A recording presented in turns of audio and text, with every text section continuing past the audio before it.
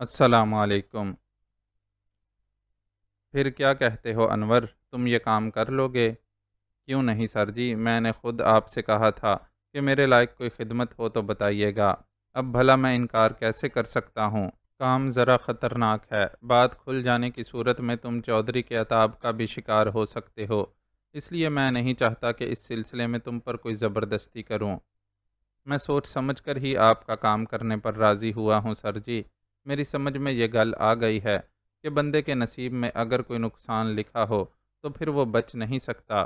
چودھری صاحب جب میرے سسرال والوں سے ناراض تھے تو میں نے اسی لیے ان لوگوں سے ناتا توڑ لیا تھا کہ کہیں چودھری کا غصہ مجھے اور میرے گھر والوں کو کوئی نقصان نہ پہنچا دے۔ پر کیا ہوا، گھر بیٹھے ہی بیٹھے اتنا بڑا نقصان ہو گیا، میری گھر والی بھی جان سے گئی اور میں اپنے بچے کی خوشی بھی نہیں دیکھ سکا۔ جب بھی اس نقصان کا خیال آتا ہے تو منشی جی کی بے مروتی یاد آ جاتی ہے۔ اگر وہ اس دن گڈی دے دیتے تو شاید میری گھر والی بچ جاتی۔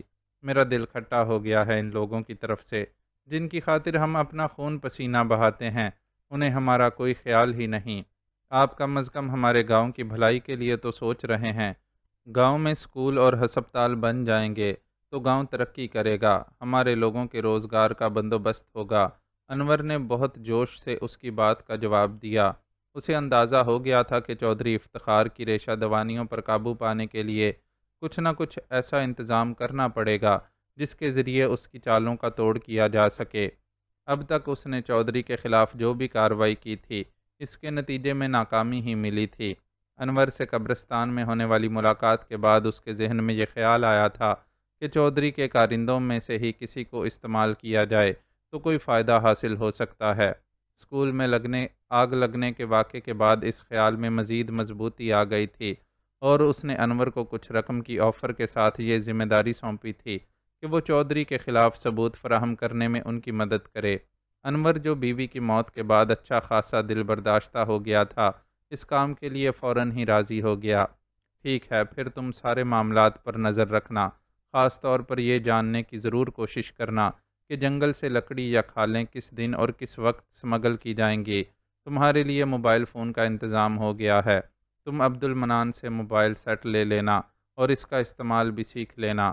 موبائل سے یہ فائدہ ہوگا کہ تم فوری طور پر ہمیں ہر بات کی اطلاع دے سکو گے، مگر خیال رکھنا کہ تمہارا موبائل کسی کی نظروں میں نہ آئے ورنہ تم مشکل میں پڑ جاؤ گے۔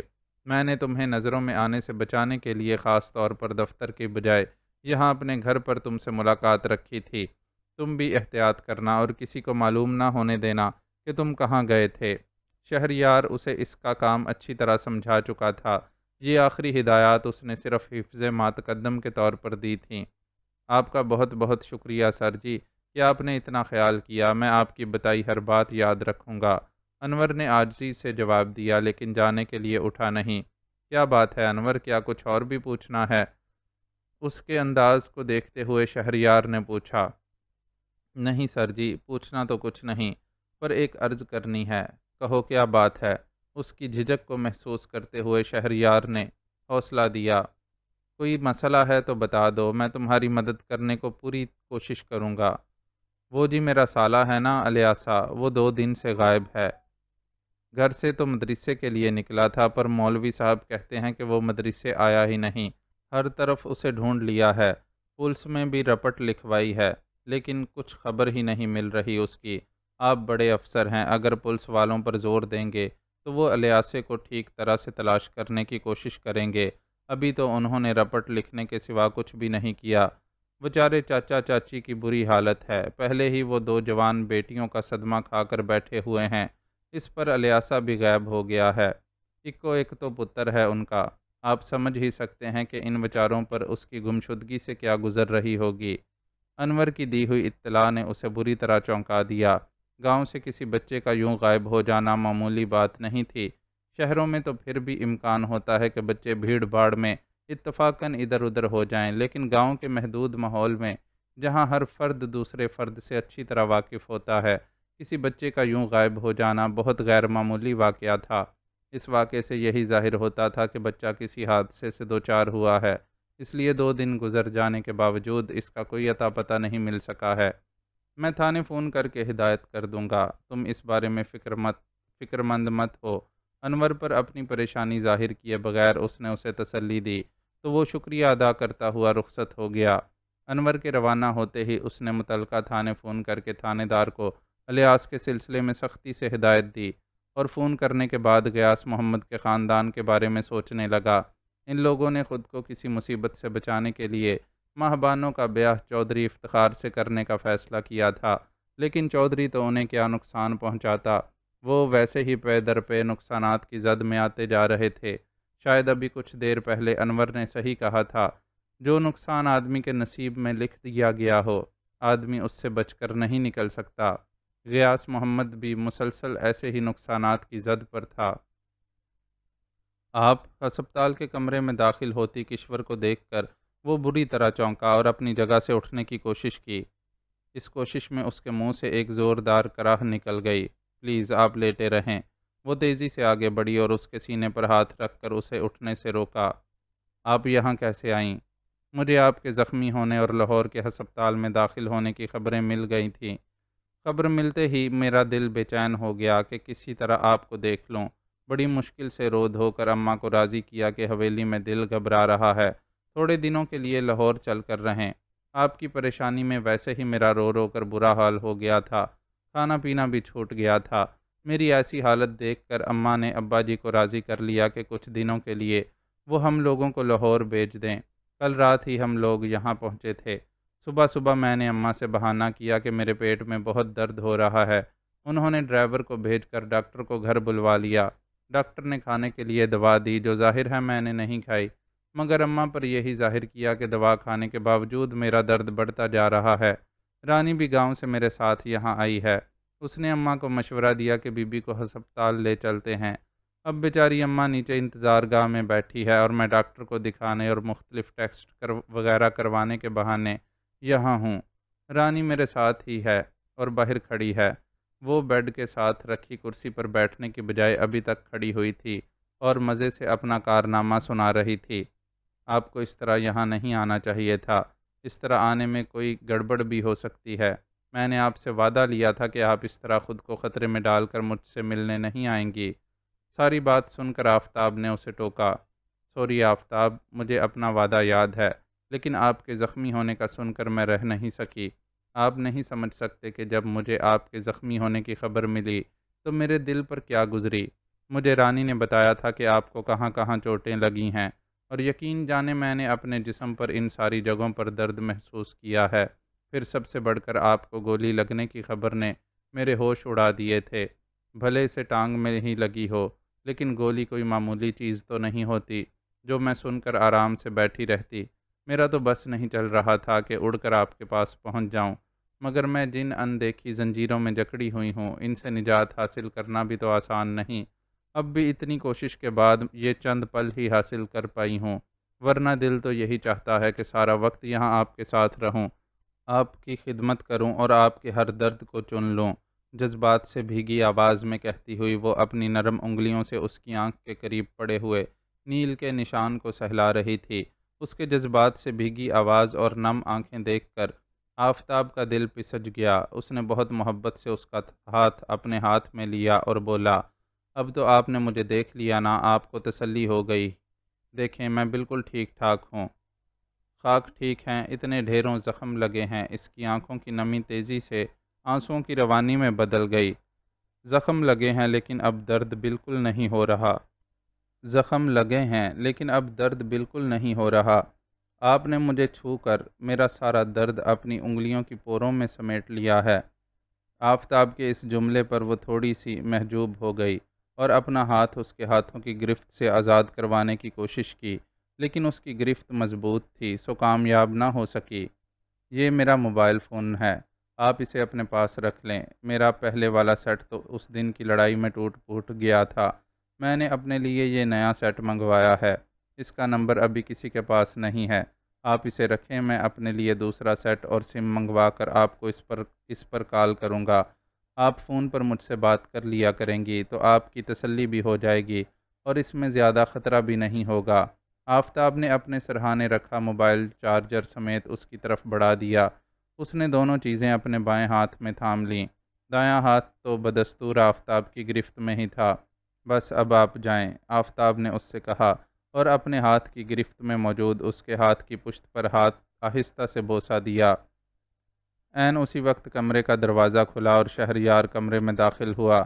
آفتاب نے پھرتی سے کشور کا ہاتھ چھوڑ دیا۔ وہ سر سے سرک جانے والی اپنی چادر درست کرتی ہوئی تیزی سے دروازے کی طرف لپکی۔ وہاں رانی کھڑی تھی۔ یقیناً شہریار کو دیکھ کر وہ اتنی حواس باختہ ہو گئی تھی کہ بروقت اندر اطلاع نہ کر سکی۔ کیسی طبیعت ہے اب تمہاری؟ میں پرسنل وزٹ پر لاہور آیا تھا، سوچا تمہاری خیریت بھی پوچھتا ہوا چلا جاؤں۔ وہاں پھیلنے والی ہلچل لمحاتی تھی۔ کشور کے روانہ ہوتے ہی کمرے میں سکون ہو گیا۔ شہریار نے اس سارے منظر سے قطعی بے نیازی برتتے ہوئے کرسی سنبھال کر بیٹھتے ہوئے کہا، اللہ کا شکر ہے اب تو کافی بہتر ہوں۔ انشاءاللہ جلد یہاں سے نجات پا کر گاؤں پہنچ جاؤں گا۔ تم پہنچو گے تو تمہیں سب کچھ ٹھیک ٹھاک ملے گا۔ میں نے آرڈر کر دیا ہے کہ مجھے اسکول جلد از جلد ورکنگ کنڈیشن میں چاہیے۔ وہاں کام جاری ہے، جلد سب کچھ ٹھیک ہو جائے گا۔ میں نے ایک نئے ٹیچر کا بھی ارینجمنٹ کر لیا ہے۔ اب اسکول شروع ہوگا تو وہ ٹیچر بھی تمہارے ساتھ ہوگا۔ میں گاؤں کا ایک مکان تم لوگوں کے لیے ٹھیک کروا رہا ہوں۔ اب تمہارے استعمال والا کمرہ بھی اسکول میں ہی شامل ہوگا۔ اسکول کے اوپر کے کام کاج، صفائی اور نگرانی کے لیے میں نے ایک چوکیدار کا انتظام کر دیا ہے۔ انشاءاللہ آئندہ دشمنوں کی اس طرح کی کوئی سازش کامیاب نہیں ہوگی۔ اس نے آفتاب کو خوشخبری سنائی۔ تھینک یو سر، مجھے اسکول کی طرف سے بے حد فکر تھی۔ اس خبر کو سن کر اس نے ممنونیت کا اظہار کیا۔ اتنی فکر مت کیا کرو، اسکول تمہارے اکیلے کا مسئلہ نہیں ہے۔ میں خود بھی اس سلسلے میں بہت کچھ کرنا چاہتا ہوں۔ تھوڑا سا مالی نقصان برداشت کرنا بھی میرے لیے مشکل نہیں، لیکن تم جیسے قیمتی اور مخلص شخص کو کھونا میں ہرگز بھی پسند نہیں کروں گا۔ So please be careful. میں خیال رکھوں گا سر، شہریار کی نصیحت کے جواب میں اس نے وعدہ کیا۔ لیکن مجھے لگ رہا ہے کہ تم نے خود کو میرے اندازے سے بڑھ کر خطروں میں ڈال رکھا ہے۔ باہر جو لڑکی کھڑی تھی میں نے اسے پہچان لیا ہے۔ وہ چودھری افتخار کی ملازمہ ہے اور میں نے کئی بار اسے حویلی میں دیکھا ہے۔ اس ملازمہ کی موجودگی سے مجھے یہی سمجھ آیا ہے کہ کچھ دیر قبل جو خاتون یہاں موجود تھیں ان کا حویلی سے ہی کوئی تعلق ہے۔ وہ چودھری افتخار کی سب سے چھوٹی بیٹی کشور ہے۔ شہریار کے گمبھیر لہجے کے جواب میں اس نے آہستہ سے جواب دیا، او آئی سی۔ اس نے ہونٹ سکیڑے، پھر تو واقعی معاملہ میرے اندازے سے بہت زیادہ خطرناک ہے۔ ویسے تو یہ تمہارا پرسنل معاملہ ہے اور میں کسی کی ذاتیات میں دخل دینا پسند نہیں کرتا، لیکن تم سے میں پھر بھی یہ ضرور کہوں گا کہ تم نے اپنے آپ کو بہت زیادہ خطرے میں ڈال رکھا ہے۔ یہ چودھری ٹائپ کے لوگ خود تو بے شک دوسروں کی عزتوں سے کھیلتے پھرتے ہیں، لیکن اپنے گھر کے معاملے میں بڑے حساس ہوتے ہیں۔ اسے آفتاب سے اتنی زیادہ انسیت ہو گئی تھی کہ خلاف طبیعت اسے نصیحت کر بیٹھا، میں جانتا ہوں سر، لیکن یہ بات آپ بھی سمجھتے ہوں گے کہ بعض معاملات میں انسان خود اچھا خاصا مجبور ہو جاتا ہے۔ یہ بھی کچھ ایسا ہی معاملہ ہے، لیکن آپ یہ مت سمجھیں کہ میری اور کشور کی روٹین میں ملاقاتیں ہوتی رہتی ہیں۔ وہ بیچاری میری حالت کا سن کر دل کے ہاتھوں مجبور ہو کر بڑی مشکلوں سے یہاں پہنچی تھی، پھر بھی میں نے ان سے کہہ دیا ہے کہ آئندہ یہ غلطی نہ کرے۔ وہ وضاحت دینے لگا، اوکے، تم جیسے مناسب سمجھو یہ معاملہ ہینڈل کرو۔ میں اب چلتا ہوں۔ میں نے ہسپتال والوں کو تو ہدایت کر دی ہے، لیکن اگر پھر بھی تمہیں کوئی ضرورت ہو تو فون پر مجھے اطلاع دے دینا۔ Take care. حسب عادت اس نے اچانک ہی بات ختم کر دی اور آفتاب سے ہاتھ ملا کر رخصت ہو گیا۔ میں کوشش کر رہا ہوں بختیار صاحب کہ آپ کے گاؤں کے مسائل جلد از جلد حل کروا سکوں۔ آج میں جن لوگوں کو اپنے ساتھ لایا تھا انہوں نے آپ کے علاقے کا سروے کر کے مرکز صحت کے لیے جگہ کا انتخاب کیا ہے۔ اب اس کے مطابق یہ لوگ نقشہ وغیرہ بنائیں گے تو پھر کام شروع ہوگا۔ میں نے سوچا ہے کہ اس مرکز صحت کا سنگ بنیاد رکھنے کے لیے پانی اور بجلی کے وفاقی وزیر کو دعوت دوں۔ وہ اگر یہاں آنے پر راضی ہو گئے تو پھر میڈیا کے لوگوں کے سامنے ہی ہم ان سے نورپور میں بجلی کی سپلائی کے سلسلے میں درخواست کریں گے۔ میڈیا والوں کی موجودگی میں وہ یہاں بجلی فراہم کرنے کا وعدہ کرنے پر مجبور ہو جائیں گے۔ ایک بار انہوں نے وعدہ کر لیا تو پھر میں ان کا پیچھا نہیں چھوڑوں گا۔ سیاسی نمائندے اپنا کردار بالکل بھی ادا نہیں کر رہے۔ آج وہ سروے ٹیم کے ساتھ نورپور پہنچا ہوا تھا۔ عبد المنان کو اس نے پیر آباد میں اسکول کی مرمت کے کام کا جائزہ لینے کی ذمہ داری سونپی تھی اور خود یہاں آ گیا تھا، پھر انہیں روانہ کر کے خود نورپور کے چودھری بختیار سے ملاقات کے لیے چلا آیا تھا۔ پیروں سے معذور مگر کھلے دل کا چودھری بختیار اسے پسند آیا تھا۔ سیاسی نمائندوں کی تو بات ہی نہ کریں جی، سارے کے سارے کٹھ پتلیوں کی طرح ہیں۔ چودھری افتخار جیسے لوگوں نے مڈل کلاس کے پڑھے لکھے بندوں کو پکڑ کر الیکشن میں کھڑا کر دیا تھا۔ ان بندوں کو کوئی جانتا تھا نہ پہچانتا تھا، لیکن ہماری عوام کو تو آپ جانتے ہی ہیں کہ ان پر حکومت کرنے والے جس کی طرف اشارہ کر دیں یہ بنا سوچے سمجھے اسے ووٹ دے دیتے ہیں۔ جو بندے یہاں سے MNA اور MPA بنے ہیں وہ تو سرے سے یہاں ملتے ہی نہیں، شہروں میں جا کر انہوں نے اپنے گھر بنا لیے ہیں اور مزے سے بیوی بچوں کے ساتھ رہتے ہیں۔ کبھی کبھی ادھر کا چکر لگا لیتے ہیں اور اپنے آقاؤں کے حکم کے مطابق کام کرتے رہتے ہیں۔ حکومت خوش ہے کہ اس کی شرط کے مطابق پڑھے لکھے بندوں کے پاس سیاسی نمائندگی ہے۔ چودھری افتخار جیسے مطمئن ہیں کہ بھلے سے نام کسی کا بھی ہو لیکن اصل آقا وہی ہیں، اور ان کے اشارے پر ناچنے والے سیاسی نمائندوں کو بھی کوئی اعتراض نہیں کہ نقصان انہیں بھی نہیں، وہ اپنی جگہ عیش کر رہے ہیں۔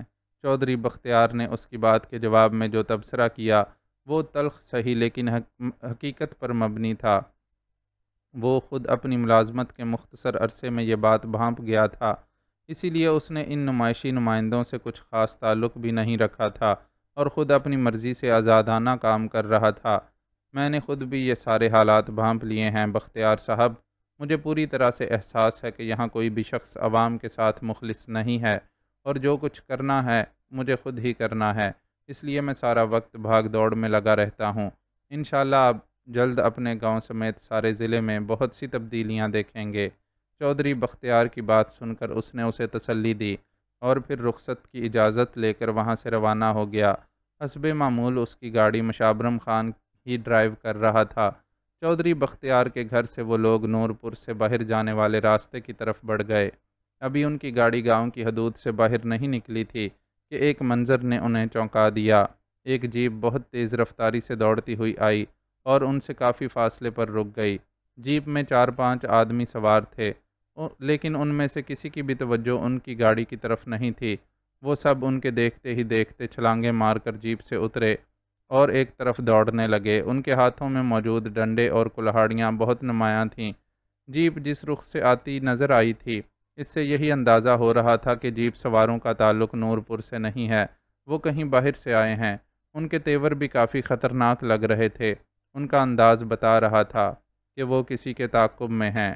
ان سے آگے ایک لڑکا اور لڑکی تھے جو تیزی سے درختوں کے جھنڈ کی طرف بھاگ رہے تھے۔ گاڑی روک لو مشابرم خان، یہ محسوس کر کے کہ ان دونوں کی جان خطرے میں ہے اس نے حکم دیا۔ اس عرصے میں ان کی گاڑی جیپ کے قریب پہنچ چکی تھی۔ مشابرم خان نے حکم کی تعمیل کرتے ہوئے فوراً گاڑی کو بریک لگا دیے۔ وہ اور شہریار بیک وقت گاڑی سے باہر نکلے۔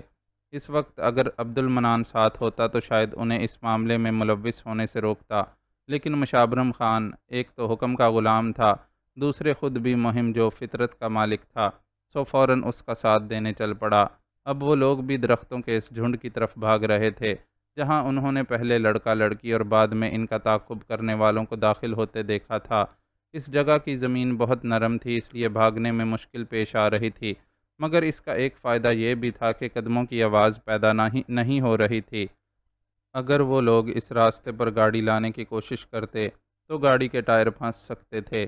وہ دونوں ممکنہ رفتار سے دوڑتے ہوئے درختوں کے جھنڈ میں داخل ہوئے تو کچھ آوازیں ان کی سماعتوں سے ٹکرا گئیں۔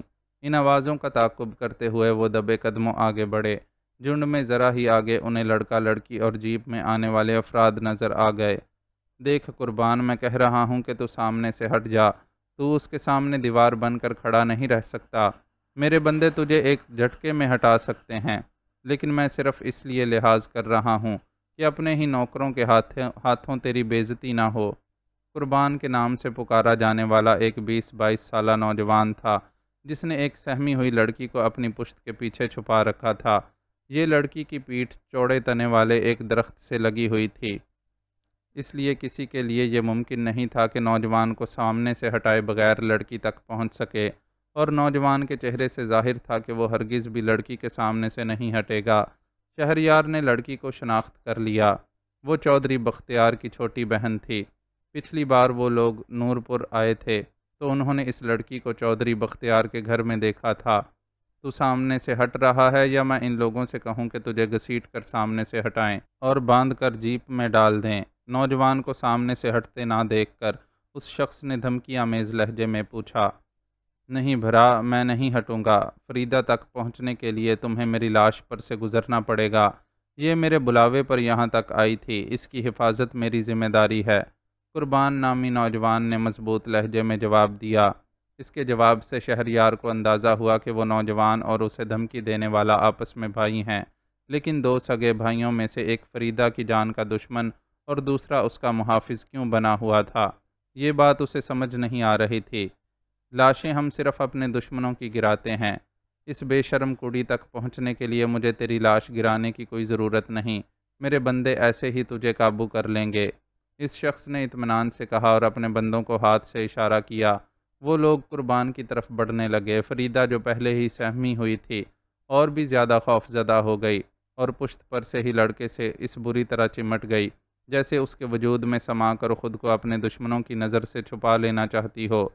ٹھہرو! شہریار جو اب تک خاموش تماشائی بنا ہوا تھا، یک لخت ہی درخت کے پیچھے سے نکل کر ان لوگوں کے سامنے آ گیا۔ کسی قسم کی ہاتھا پائی شروع ہونے سے قبل اس نے مداخلت ضروری سمجھی۔ اس کے ساتھ ساتھ مشابرم خان بھی منظر پر آ گیا۔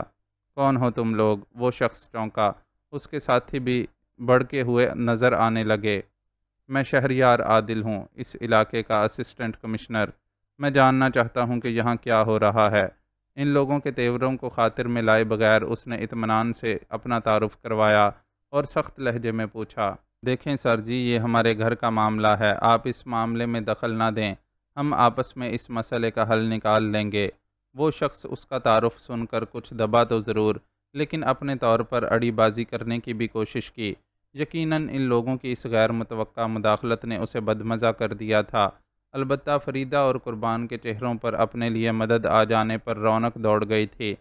گھر کا مسئلہ تھا تو گھر کی چار دیواری میں بیٹھ کر حل کرتے۔ ہتھیاروں کے زور پر ان دونوں کو اس ویرانے میں گھیر کر کھڑے ہو اور کہتے ہو کہ گھر کا مسئلہ ہے، میں ابھی فون کر کے پولیس کو بتاتا ہوں، تھانے میں رہ کر پولیس کے ڈنڈے کھاؤ گے تو ساری بدماشی نکل جائے گی۔ اسے اس شخص کی خصلت کا اندازہ ہو گیا تھا، اس لیے اس سے اسی زبان میں بات کر رہا تھا جو اس کی سمجھ میں آ سکے۔ اس کے پیچھے کھڑے مشابرم خان نے حفظ ماتقدم کے تحت اپنا ریوالور بھی نکال لیا تھا۔ اس صورتحال نے سناٹا سا طاری کر دیا۔ پولیس تک بات نہ پہنچائیں سر، یہ ٹھیک کہہ رہے ہیں، یہ میرے وڈے بھرا ہیں، پولیس تک بات پہنچی تو بڑی بدنامی ہوگی۔ آپ نے ابھی دیکھا ہی ہوگا کہ میں فریدہ کی خاطر اپنی جان دینے کے لیے بھی تیار تھا۔ اس کی عزت اور جان کی حفاظت میں اپنی ذمہ داری سمجھتا ہوں، اس لیے آپ سے درخواست کرتا ہوں کہ پولیس میں بات نہ جانے دیں، اس سے فریدہ کی بدنامی ہو جائے گی۔ شہریار کو موبائل پر نمبر پنچ کرتے دیکھ کر قربان نے آگے بڑھ کر اس سے درخواست کی۔ ٹھیک ہے، تم کہتے ہو تو میں اس معاملے میں پولیس کو انوالو نہیں کرتا، لیکن یہ بتاؤ کہ اب آگے کیا کرنا ہے؟ اسے خود بھی اندازہ تھا کہ پولیس میں بات جاتی تو بدنامی تو لازمی ہی ہوتی، اور چودھری بختیار جیسے نیک فطرت شخص کے ساتھ یہ بڑی زیادتی ہوتی۔ اس لیے قربان کی درخواست پر اس نے فوراً موبائل جیب میں رکھ لیا۔ اس جگہ ویسے ہی سگنلز بہت کم آ رہے تھے اور اسے امید نہیں تھی کہ کسی تھانے سے رابطہ ہو سکے گا۔ میں اپنے بھرا کے ساتھ چلا جاتا ہوں، آپ فریدہ کو اس کے گھر تک حفاظت سے پہنچا دیں، بس پھر سمجھیں کہ بات ختم۔ شہریار کے ساتھ مذاکرات کی ذمہ داری نوجوان قربان نے سنبھال لی تھی اور اس کا فن خواں بھائی اپنے ساتھیوں کے ساتھ چپ چاپ کھڑا تھا۔ ٹھیک ہے، اس لڑکی کی عزت کی خاطر میں یہ بات مان لیتا ہوں، ورنہ جو کچھ میں نے یہاں دیکھا تھا اس کے بعد ہونا تو یہی چاہیے تھا کہ میں تم سب کو تھانے میں بند کروا کر تمہارے دماغ درست کروا دوں۔ سخت لہجے میں کہتے ہوئے اس نے معاملہ ختم ہونے کا اشارہ دیا۔ درختوں کے جھنڈ سے وہ لوگ اس طرح باہر نکلے کہ فریدہ اس کے ساتھ تھی اور قربان اپنے بھائی اور اس کے آدمیوں کے ساتھ جا رہا تھا۔ آپ کا بہت بہت شکریہ جی، اگر آپ نہ پہنچتے تو آج میرے ساتھ کیا ہو جاتا۔ وہ لوگ گاڑی میں آ کر بیٹھے تو اب تک خاموش کردار بنی فریدہ نے اپنے لب کھولے اور اس کا شکریہ ادا کرتے ہوئے پھوٹ پھوٹ کر رونے لگی۔ کسی تنہا جوان لڑکی کے ساتھ کیا کچھ ہو سکتا ہے، یہ تمہیں اپنے گھر سے اتنی دور اس ویرانے میں آنے سے پہلے سوچنا چاہیے تھا، اس نے خشک لہجے میں کہا تو اس نے شرمندہ ہو کر نظریں جھکا لیں۔ البتہ رونے کا سلسلہ اب بھی ہلکی ہلکی سسکیوں کی صورت میں جاری تھا۔ یہ کون لوگ تھے اور کیا معاملہ تھا؟ کیا تم مجھے بتاؤ گی؟ ذرا سا توقف کے بعد اس نے فریدہ سے پوچھا۔ وہ لوگ ابھی تک کسی جگہ موجود تھے اور اس نے مشابرم خان کو گاڑی چلانے کا حکم نہیں دیا تھا۔ وہ چاہتا تھا کہ گھر پہنچنے سے پہلے فریدہ خود کو سنبھال لے۔ قربان ساتھ والے گاؤں کا زمیندار کا پتر ہے۔ اس کے اور ہمارے خاندان کے بیچ ہمیشہ سے لڑائی رہی ہے۔ بھائی جی کی ٹانگیں جس حادثے میں ٹوٹیں، اس کے بارے میں بھی یہی خیال کیا جاتا ہے کہ اس حادثے کے پیچھے قربان کے باپ کا ہاتھ ہے۔ پر بھائی جی کو تو آپ نے دیکھا ہے کہ کیسے ٹھنڈے دماغ کے آدمی ہیں۔ انہوں نے کبھی بھی یہ بات کسی اور کے سامنے نہیں کہی۔ شاید اکیلے ہونے کی وجہ سے وہ کمزور پڑ گئے ہیں۔ خیر جو بھی بات ہو، میں آپ کو اپنے اور قربان کے بارے میں بتا رہی تھی۔ قربان سے میری ملاقات ایک بیاہ پر ہوئی تھی۔ اس نے مجھے دیکھا اور مجھ پر مر مٹا۔ مجھے بھی وہ اچھا لگا۔ یہ تو ہمیں بعد میں پتہ چلا کہ ہمارے خاندان ایک دوسرے کے بیری ہیں۔ دشمنی کی وجہ سے ملنا جلنا نہیں تھا تو ہم ایک دوسرے کو پہچانتے بھی نہیں تھے۔ پیار کا بندھن بندھنے کے بعد خبر ہوئی تو دشمنی پیچھے چلی گئی، پر دوسرے لوگ تو ہماری طرح اس دشمنی کو نہیں بھول سکتے تھے۔ ابھی آپ نے جس آدمی کو دیکھا تھا وہ قربان کا وڈا بھرا سبحان ہے۔ اسے ہمارے بارے میں خبر ہوئی تو وہ قربان کے پیچھے پڑ گیا کہ فریدہ کا خیال دل سے نکال دو، پر قربان نہیں مانا۔ وہ بہانے سے چھپ چھپ کر مجھ سے ملنے آتا رہا۔ سبحان کو اس کا پتہ چل گیا اور اس نے دھمکی دی کہ اگر تو نے فریدہ سے ملنا نہیں چھوڑا تو میں اسے اٹھا کر لے جاؤں گا اور اس کی عزت خراب کر کے لاش چودھری بختیار کے گھر کے سامنے پھینکوا دوں گا۔ قربان پچھلی باری مجھ سے ملنے آیا تھا تو اس نے مجھے یہ بات بتائی تھی، لیکن اسے یہ بھی یقین تھا کہ سبحان بھرا صرف دھمکی دے رہا ہے اور کچھ نہیں کرے گا، اس لیے آج بھی وہ مجھ سے ملنے آ گیا۔ جہاں آپ نے آج ہمیں دیکھا ہے، ہم ہمیشہ ادھر ہی ایک دوسرے سے ملتے ہیں۔ شاید سبحان بھرا کو بھی یہ بات معلوم تھی۔ جب ہی قربان کے پہنچتے ہی وہ خود بھی پیچھے پہنچ گیا۔ وہ تو رب کا کرم ہے کہ آپ آ گئے اور میری جان بچ گئی۔ اس کے پوچھنے پر فریدہ نے سارا قصہ سنا دیا۔ چودھری بختیار کو اس معاملے کا کچھ علم ہے؟ نہیں جی، انہیں کچھ بھی نہیں پتہ۔ آپ بھی انہیں کچھ نہ بتانا۔ اس کا سوال سن کر وہ جلدی سے بولی، ٹھیک ہے نہیں بتاؤں گا۔ شہریار نے اس سے وعدہ کیا اور مشابرم خان کی طرف متوجہ ہوتے ہوئے بولا، گاڑی موڑ لو، پہلے ہم انہیں چودھری بختیار کے گھر چھوڑ دیتے ہیں۔ نہ جی، گھر تک چھوڑنے کی کوئی ضرورت نہیں، میں آپ ہی چلی جاؤں گی۔ جن سے خطرہ تھا وہ تو چلے گئے، اب مجھے کوئی ڈر نہیں۔ یہ میرا اپنا پنڈ ہے، یہاں کے سارے لوگ بھی میرے اپنے ہیں، یہاں والوں میں سے کوئی مجھے نقصان نہیں پہنچا سکتا۔ پر اگر میں آپ کی گڈی میں گھر تک گئی تو بھائی جی کو کھوج لگ جائے گی کہ میں آپ کے ساتھ کیوں آئی ہوں۔ فریدہ اس کی پیشکش سے صاف انکار کر کے گاڑی سے اتر گئی۔ اس نے بھی کوئی تعرض نہیں کیا۔ وہ جانتا تھا کہ فریدہ ٹھیک کہہ رہی ہے، اسے واقعی یہاں سے اپنے گھر پہنچنے میں کوئی پریشانی نہیں ہوتی۔ البتہ اس کے ساتھ جانے پر وہ بات کھلنے کا اندیشہ تھا جسے وہ چھپانا چاہتی تھی۔ خود شہریار اس معاملے کو کھولنے میں کوئی دلچسپی نہیں رکھتا تھا۔ وہ جانتا تھا کہ اس طرح کی کئی کہانیاں اس کے ارد گرد پھیلی ہوئی ہوں گی اور وہ ایسی ہر کہانی میں خود کو ملوث کر کے اپنا وقت ضائع نہیں کر سکتا تھا۔ السلام علیکم سر جی، میں S H O Bashir Kakar بات کر رہا ہوں جی۔ وعلیکم السلام، کہو کاکڑ، اس بچے الیاس کے سلسلے میں تم نے کیا کیا؟ میں نے تم سے کہا تھا کہ جلد از جلد بچے کا پتہ کر کے اسے اس کے ماں باپ تک پہنچاؤ، پر ابھی تک تم نے کوئی رپورٹ ہی نہیں دی۔ بشیر کاکڑ کی آواز سن کر اس نے فوراً اسے آڑے ہاتھوں لیا۔ اسی بارے میں تو رپورٹ دینے کے لیے آپ کو زحمت دی ہے سر جی۔ آپ کے حکم پر ہم دن رات الیاس کو ڈھونڈنے میں لگے ہوئے تھے۔ سارا گاؤں چھان مارا تھا، بسوں کے اڈے پر بھی جا کر پوچھ گچھ کی تھی کہ کہیں بچہ گاؤں سے باہر تو نہیں نکلا، مگر کچھ معلوم ہی نہیں ہو رہا تھا۔ لیکن آج دوپہر ہمیں سب پتہ چل گیا ہے۔ بڑے سنسنی خیز انکشافات ہوئے ہیں جی۔ اتنے سالوں کی سروس میں نے اتنا گھناؤنا معاملہ بھی نہیں دیکھا۔ لوگوں کا کچھ پتہ ہی نہیں چلتا، سامنے سے اتنے نیک نظر آتے ہیں اور اندر سے پورے شیطان ہوتے ہیں۔ جو اللہ کے گھر میں بیٹھ کر بھی ایسی گھناؤنی حرکتیں کرتے ہیں، اسے شیطان کیا شیطان سے بھی بڑھ کر کہیں تو کم ہے جی۔ تفصیل اور ترتیب سے ساری بات بتاؤ، مگر اپنے ذاتی خیالات اور تبصروں کے بغیر۔ میرے پاس اتنا فالتو ٹائم نہیں ہے کہ تمہاری بے سروپا باتیں سنتا رہوں۔ اس نے کاکڑ کو ٹوکا۔ میں الیاس کے کیس کے سلسلے میں بتا رہا تھا جی، اس کے بارے میں خبر مل گئی ہے، پر اچھی خبر نہیں ہے۔ آج دوپہر سے پہلے گاؤں کا ایک لڑکا میرے پاس آیا تھا۔ لڑکے کا نام ادریس ہے، الیاس سے یہی کوئی 3-4 برس بڑا ہوگا۔ ادریس میرے پاس آیا اور زور دینے لگا کہ اگر مجھے الیاس کی تلاش ہے تو میں مسجد کی تلاشی لوں اور مولوی غلام محمد سے اس کے بارے میں پوچھ گچھ کروں۔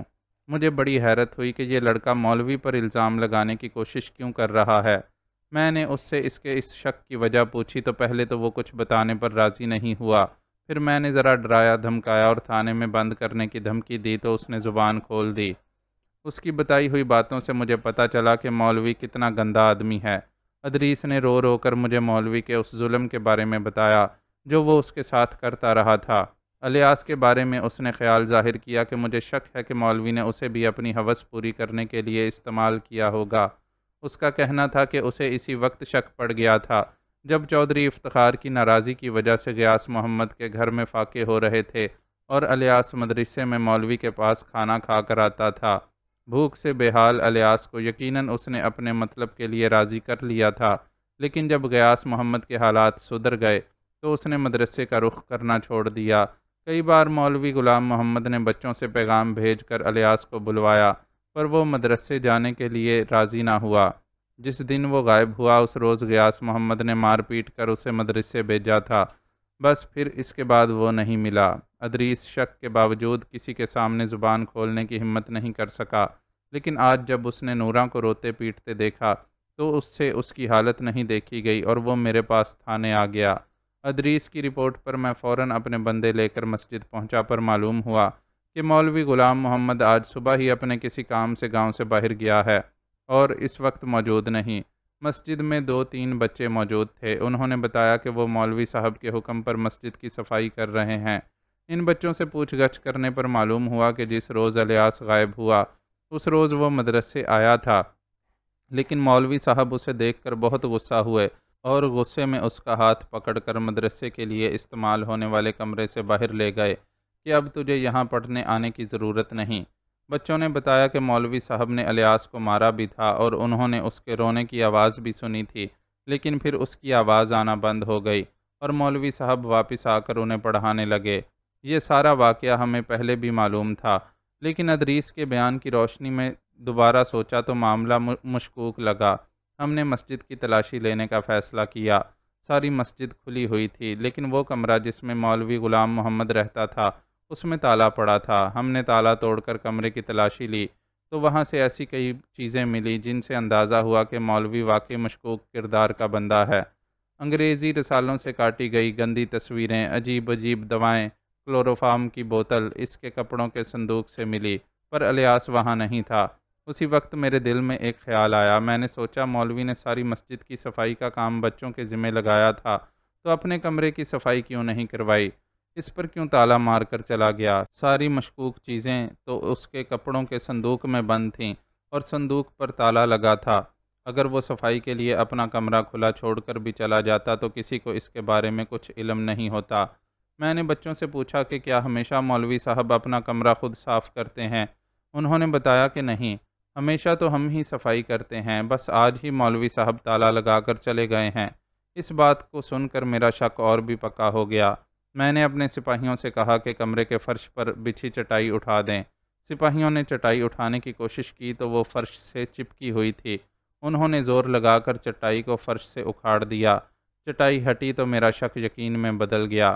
کمرے کا فرش کھدا ہوا تھا اور صاف پتہ چل رہا تھا کہ اسے کھودنے کے بعد دوبارہ مٹی ڈال کر برابر کیا گیا ہے۔ میں نے کدال اور پھاوڑا وغیرہ منگا کر دوبارہ کھدائی کروائی تو ذرا سی دیر میں مولوی کا جرم سامنے آ گیا۔ الیاس کی لاش وہاں موجود تھی اور اس کی حالت سے ظاہر تھا کہ لاش کو دفنائے 15-16 گھنٹے سے زیادہ وقت نہیں گزرا۔ اپنے تجربے سے میں نے اندازہ لگایا ہے کہ اسے گلا گھونٹ کر مارا گیا ہے۔ اصل بات پوسٹ مارٹم ہونے کے بعد سامنے آ جائے گی۔ بشیر کاکڑ اس کے حکم پر تفصیل سے ساری رپورٹ سناتا گیا اور وہ دم سادے اس بھیانک واردات کا قصہ سنتا رہا۔ اس ساری تفصیل کو سنتے ہوئے اس کا اپنا ذہن بھی واقعات کا تجزیہ کرتا جا رہا تھا۔ اسے یقین تھا کہ غلام محمد جب الیاس کا ہاتھ پکڑ کر بظاہر اسے مسجد سے باہر نکال آیا تھا تو دراصل اس وقت وہ اسے باہر نہیں لے گیا تھا، بلکہ اپنے ذاتی استعمال کے کمرے میں لے جا کر اسے بے ہوش کر دیا تھا۔ اس کے بعد قوم لوط کا وہ نمائندہ اپنی ہوس پوری کرتا رہا، لیکن 2-3 دن گزر جانے کے بعد اسے احساس ہوا کہ الیاس کی اتنے دن کی گمشدگی کے بعد اس کا منظر پر آنا خطرناک بھی ہو سکتا ہے، تو اس نے اس معصوم بچے کو ختم کر کے اپنے ہی کمرے میں اس کی قبر کھود کر اسے دفنا دیا۔ مولوی غلام محمد پہلی ملاقات میں ہی اسے اچھا نہیں لگا تھا، لیکن پھر بھی اسے یہ اندازہ ہرگز بھی نہیں تھا کہ وہ اتنے مکروہ کردار کا مالک ہوگا۔ جو کچھ ایس ایچ او نے اسے بتایا تھا، اسے سن کر تو اس کے اندر شعلے سے بھڑک اٹھے، اور بس نہیں چل رہا تھا کہ کسی طرح وہ غلیظ آدمی سامنے آ جائے تو اپنے ہاتھ سے اس کے ٹکڑے ٹکڑے کر دے۔ مولوی کے بارے میں کیا اطلاع ہے؟ وہ کہاں گیا ہے اور کب تک واپس آئے گا؟ خوفناک سنجیدگی کے ساتھ اس نے ایس ایچ او سے پوچھا۔ مولوی کسی کو کچھ بتا کر تو نہیں گیا، پر میں نے اس کے بارے میں جو تفتیش کروائی ہے، اس سے پتہ چلا ہے کہ وہ ارد گرد کے کسی گاؤں ہی گیا ہے۔ جس بس میں وہ بیٹھا تھا اس کے کنڈکٹر نے بتایا ہے کہ الہ آباد یا میرو میں سے کسی ایک گاؤں کے قریب اترا تھا۔ صحیح جگہ اسے یاد نہیں تھی۔ میں نے دونوں جگہ اپنے بندے بھیجے ہیں، وہ واپس آ جائیں تو پھر پتہ چل سکے گا کہ مولوی کہاں ہے۔ وہ جہاں بھی ہوا میرے سپاہی اسے ہتھکڑیاں لگا کر لے آئیں گے۔ اس کی گرفتاری کے بعد میں آپ کو خبر کر دوں گا۔ ابھی تو اسی لیے فون کیا تھا کہ آپ کو اب تک کی رپورٹ دے دوں۔ ایس ایچ او نے اس کے سوال کا جواب دیتے ہوئے یقین دہانی کروائی۔ ٹھیک ہے، وہ گرفتار ہو جائے تو مجھے خبر دینا۔ میں اس شخص کو اس کے جرم کی کڑی سے کڑی سزا دلواؤں گا۔ اور ہاں سنو، کوشش کرنا کہ الیاس کے ورثاء کو اس کی لاش کارروائی کے بعد بغیر کسی پریشانی کے جلد مل جائے۔ وہ بیچارے پہلے ہی دکھی ہوں گے، انہیں مزید تکلیف نہیں پہنچنی چاہیے۔ ایس ایچ او کو ہدایت دینے کے بعد اس نے فون بند کر دیا اور عبد المنان کو اپنے کمرے میں بلا کر واقعے کے بارے میں آگاہ کیا اور تعزیت کے لیے پیر آباد جانے کا فیصلہ بھی سنایا۔ جب وہ لوگ پیر آباد پہنچے تو غیاث محمد کے گھر میں کوہرام مچا ہوا تھا۔ ایک تو معصوم بچے کی بھیانک موت، پھر اس شخص کے بارے میں ہونے والا انکشاف جسے وہ بہت نیک سمجھتے تھے اور جس کی ہر بات پر عمل کرتے تھے۔ لوگوں میں سخت اشتعال اور غم و غصے کے جذبات پائے جاتے تھے۔ شہریار کو دیکھ کر وہ لوگ زور و شور سے مطالبہ کرنے لگے کہ مجرم کو فوراً گرفتار کر کے اسے سخت سزا دی جائے۔ اس نے لوگوں کو تسلی دی اور انہیں یقین دلایا کہ مجرم کو کسی حال میں معاف نہیں کیا جائے گا۔ اس کے بعد وہ غیاث محمد سے ملا۔ اکلوتے بیٹے کی موت نے اسے بالکل گمسم کر دیا تھا۔ شدت غم سے وہ رونے کے لائق بھی نہیں رہا تھا۔ البتہ نوراں خوب پچھاڑے کھا رہی تھی اور بین کر کر کے رو رہی تھی۔ گاؤں کے لوگ بھی افسردہ تھے اور اس کے ساتھ آنسو بہا رہے تھے۔ مختصر عرصے میں تیسری بار نوراں کی کوکھ اجڑی تھی۔ یہ کوئی معمولی بات نہیں تھی۔ وہ جو تعزیت کے خیال سے وہاں گیا تھا، اسے اندازہ ہوا کہ وہ ان لوگوں کو کوئی تسلی نہیں دے سکتا۔ چند رسمی جملے بمشکل ادا کرنے کے بعد وہ وہاں سے روانہ ہو گیا۔ البتہ ایک خیال بہت شدت سے اس کے ساتھ تھا۔ خود کو تباہی سے بچانے کے لیے نوراں اور غیاث محمد نے ماہبانوں کو داؤ پر لگانے کا سوچا تھا، لیکن انہیں کیا خبر تھی کہ چودھری افتخار کی ذات کے علاوہ بھی ایک ذات ہے جو طاقت رکھتی ہے، جو رحمان ہے اور رحیم بھی۔ لیکن جب لوگ اس کی رحمت پر بھروسہ کرنے کی بجائے زمینی خداؤں کے خوف میں مبتلا ہو کر ان کی اطاعت کرنے لگتے ہیں تو وہ اپنے قہار اور جبار ہونے کا احساس دلاتا ہے۔ اب یہ بندوں پر منحصر ہوتا ہے کہ وہ خود کو کی جانے والی اس تنبیہ پر سنبھل کر اس رب کائنات سے توبہ و استغفار کر لیں یا سرکشی کا مظاہرہ کرتے ہوئے گلے شکووں پر اتر آئیں۔ کیا خیال ہے باجوہ صاحب، اس ہفتے مال سپلائی کر دیا جائے؟ چمڑے کے کارخانے والے کا مسلسل فون آ رہا ہے کہ مال کی شارٹیج کی وجہ سے اسے مشکل ہو رہی ہے۔ جن پارٹیوں کے ساتھ وہ بزنس کرتا ہے وہ پارٹیاں تقاضا کر رہی ہیں۔ لکڑی کے سلسلے میں بھی میری ایک نئی پارٹی سے بات ہوئی ہے۔ موتی والا کی طرح اس پارٹی کے ساتھ شراکت کے بجائے صرف مال سپلائی کر کے رقم پکڑنے کا معاملہ طے کیا ہے میں نے۔ شراکت داری میں لوگوں کو راز مل جاتے ہیں اور بندے کا کچھ معلوم نہیں ہوتا کہ کب کس کا دماغ پھر جائے۔ موتی والا بھی اتنے برسوں تک ہمارے ساتھ کام کرتا رہا اور آخر میں جا کر غداری پر اتر آیا۔ بیکار میں حب الوطنی کا بھوت چڑھ گیا تھا سالے پر۔ اب بھی دیکھ لیں کیسے اس کے مرنے کے بعد بھی وہ اے سی کا بچہ اس کی جائیداد سے اسکول و ہسپتال بنواتا پھر رہا ہے۔ مال تو بالکل تیار ہے چودھری صاحب، جب سے شہریار عادل اے سی بن کر آیا ہے سپلائی ہو ہی نہیں سکی ہے۔ ضلع سے باہر جانے والی گاڑیوں کی وقت بے وقت چیکنگ ہونے لگتی ہے۔ ایسے حالات میں مال سپلائی کرنے کا رسک نہیں لیا جا سکتا۔ تارڑ صاحب کی موجودگی سے بھی ہمیں زیادہ فائدہ نہیں ہے۔ شہریار اکثر ان کے علم میں لائے بغیر ہی کوئی بھی کارروائی کر ڈالتا ہے۔ ایسے میں مجھے تو مال سپلائی کرتے ہوئے بہت خطرہ محسوس ہوتا ہے۔ اگر مال پکڑا گیا تو میری ہی گردن پھنسے گی۔ سب سے پہلے مجھ سے ہی سوال کیا جائے گا کہ جنگل سے غیر قانونی طور پر لکڑی اور کھالیں نکلیں کیسے؟ چودھری افتخار کی بات سن کر اقبال باجوہ نے اپنے خدشات کا اظہار کیا۔ آپ کے تحفظ کا مجھے پورا خیال ہے باجوہ صاحب۔ یہ کیسے ہو سکتا ہے کہ ہم کام کرنے سے پہلے آپ کے بارے میں نہ سوچیں؟ میں نے حالات کا جائزہ لینے کے بعد ہی سپلائی کی بات کی ہے۔ میرے بندے اچھی طرح دیکھ بھال چکے ہیں کہ آج کل سڑک پر کہیں چیکنگ نہیں ہو رہی۔ شہر یار آج کل رفاہی کاموں میں مصروف ہے۔ ہسپتالوں اور اسکولوں کی تعمیر کے چکر میں اسے دوسری باتوں کی طرف دھیان دینے کی فرصت نہیں مل رہی، اور اب وہ مولوی غلام محمد والے کیس میں بھی الجھ گیا ہے۔ آپ نے دیکھا نہیں کہ کیسے جگہ جگہ مولوی کے سکیچ والے پوسٹر لگا کر اسے گرفتار کروانے میں مدد دینے والے کے لیے انعام کا اعلان کیا گیا ہے۔ مولوی کو گرفتار کروانے کے لیے شہریار دیوانہ ہو رہا ہے۔ ان دنوں ضلعی پولیس اس چکر میں پھنسی جگہ جگہ مولوی کو تلاش کرتی پھر رہی ہے۔ میں سمجھتا ہوں کہ ہمارے لیے یہ بہت اچھا موقع ہے۔ ہم اس مہلت سے فائدہ اٹھا کر اپنا مال سپلائی کر سکتے ہیں۔ چودھری نے اسے حوصلہ دیا۔ بات تو آپ کی صحیح ہے، واقعی ہم اس موقع کا فائدہ اٹھا سکتے ہیں۔ اگر ایک بار مال یہاں سے باہر نکل گیا تو مسئلہ حل ہو جائے گا۔ آگے تو پھر وہ ہماری وہی پرانی سیٹنگ بنی ہوئی ہے۔ آگے کوئی ہمارے مال کو روکنے والا نہیں ہوگا۔ وہ قائل ہونے لگا، پھر اس کا دھیان مولوی غلام محمد کی طرف گیا تو وہ معنی خیز لہجے میں بولا، ویسے یہ آپ کا مولوی غلام محمد تو بڑی اونچی چیز نکلا۔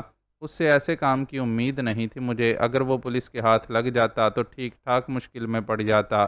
اب بھی جانے کہاں چھپا بیٹھا ہے کہ کسی کے ہاتھ نہیں آ رہا۔ مجھے تو لگتا ہے کہ آپ کے علاوہ بھی اسے کسی کی سپورٹ حاصل تھی اور اب وہ اسی شخص کی پناہ میں چھپا بیٹھا ہے۔ میرا بھی یہی خیال ہے۔ آدمی وہ خبیث ہے، اس بات کو میں نے سمجھ لیا تھا، اس لیے تھوڑی سی رقم اور سہولتیں دے کر اس سے اپنے مطلب کے کام لیتا رہا۔ اس کی وجہ سے مجھے بڑی آسانی تھی۔ گاؤں والے اس کی بات بہت مانتے تھے، اس لیے مجھے لوگوں کو جس چیز سے دور رکھنا ہوتا اس کے لیے مولوی سے کہہ دیتا۔ مولوی اللہ کے عذاب اور جہنم کے ڈراوے دے کر لوگوں کو قابو میں کر لیتا تھا، لیکن اب اس کا جو کارنامہ کھل کر سامنے آیا ہے، اس کے بعد تو مجھے ڈر ہے کہ لوگ اس کی سکھائی پڑھائی ساری باتیں بھول کر اپنی منمانی کرنے لگیں گے۔ چودھری نے بھی اپنی پریشانی کا اظہار کیا۔ یہ تو زیادہ بڑا مسئلہ نہیں ہے چودھری صاحب۔ غلام محمد کے بعد کوئی مسجد ہمیشہ خالی تو نہیں رہے گی۔ اس کی جگہ جو نیا مولوی آئے گا آپ اسے اپنا بنا لیجئے گا۔ پیسے میں بڑی طاقت ہوتی ہے، اس کے سامنے بڑے بڑے زاہد ڈگمگا جاتے ہیں۔ باجوہ نے مشورہ دیا، خیر جانے دیں اس معاملے کو، یہ معاملہ تو میں وقت پر خود ہی دیکھ لوں گا۔ اس وقت جو اصل مسئلہ ہے وہ مال کی سپلائی کا ہے۔ میں چاہتا ہوں کہ لکڑی اور کھالیں دونوں ایک ساتھ ہی سپلائی کر دی جائیں۔ یہ تو بہت زیادہ رسک والی بات ہو جائے گی چودھری صاحب۔ بے شک آپ کو اطمینان ہے کہ شہریار کا آج کل اس معاملے کی طرف دھیان نہیں، لیکن اگر اتفاق سے اسے کچھ بھنک پڑ گئی اور وہ عین وقت پر چھاپا مار بیٹھا تو ہمیں تو بہت زیادہ نقصان ہو جائے گا۔ چودھری کی تجویز سن کر اس نے فوراً اعتراض کیا، ایسا نہیں ہوگا، میں نے اس بارے میں ساری منصوبہ بندی کر لی ہے۔ میں ایسا انتظام کر دوں گا کہ وہ کہیں اور اس طرف سے مصروف ہو جائے گا کہ اسے ہوش ہی نہ رہے۔ چودھری نے گہرے اطمینان کے ساتھ جواب دیا اور اسے اپنا منصوبہ سمجھانے لگا۔ اس منصوبے کو سن کر وہ بھی مطمئن ہو گیا۔ نورپور کی تقریب کے سلسلے میں کیا تیاری ہے عبد المنان؟ اس موقع پر ہر کام بالکل پرفیکٹ ہونا چاہیے۔ میں نے وزیر صاحب سے بڑی مشکل سے وقت لیا ہے۔ کوشش کرنا کہ تقریب کا انتظام ایسا ہو کہ وہ متاثر ہوئے بغیر نہ رہ سکیں۔ میں چاہتا ہوں کہ ان کے اس دورے کا پورا فائدہ حاصل کیا جائے۔ آپ فکر نہ کریں سر، میں سب انتظامات کا ذاتی طور پر جائزہ لے رہا ہوں۔ نورپور میں تقریب کے لیے سارے انتظامات کر لیے گئے ہیں۔ مرکز صحت اور اسکول کے نقشے تیار ہیں۔ وزیر صاحب کے سنگ بنیاد رکھنے سے پہلے انہیں یہ نقشے دکھا کر اپنے پروجیکٹ کے بارے میں بریف کیا جائے گا۔ میڈیا والوں اور دوسری اہم شخصیات کو دعوت نامے بھیج دیے گئے ہیں۔ انشاءاللہ اس تقریب کا پیر آباد کی تقریب سے زیادہ اچھا رسپانس سامنے آئے گا۔ عبد المنان نے اسے تسلی دی۔ پیر آباد میں کیسا کام چل رہا ہے؟ الیاس کی لاش ڈسکور ہونے کے بعد میں دوبارہ وہاں کا چکر لگا ہی نہیں سکا۔